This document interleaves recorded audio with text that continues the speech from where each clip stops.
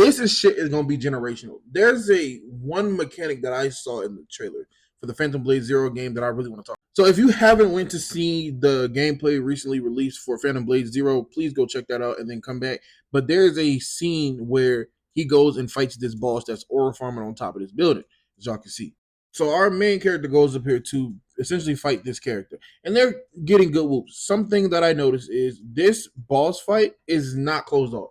Normally, when you enter a boss arena, and again, this is probably my soul's brain talking.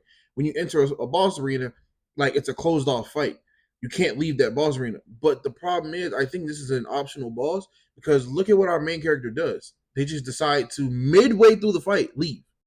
Now, this is an entirely different boss fight in that same area, I'm assuming. But look what happens when he gets that boss to half health. The other boss shows up. Now, I don't know if this is specific or catered to this area or these two have like some sort of connection or something like that. But if this is a mechanic in that game, this is going to make that game experience so much more crazy.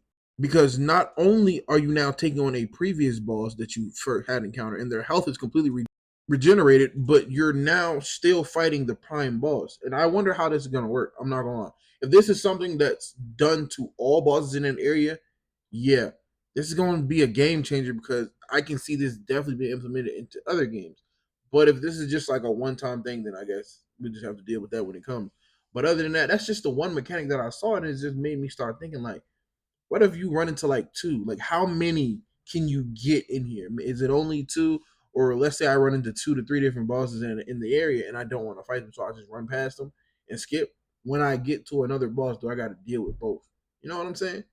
Or is it going to be like a deal like when they had with Black Myth Wukong? If you didn't fight the Scorpion and you just went to fight that little blood chicken thing, the Scorpion will come out and help you fight. Now, granted, you can beat both of them because it's just like a free for all. But I wonder if they're going to take much more like of a similar approach to that. Y'all, let me know what y'all think about this.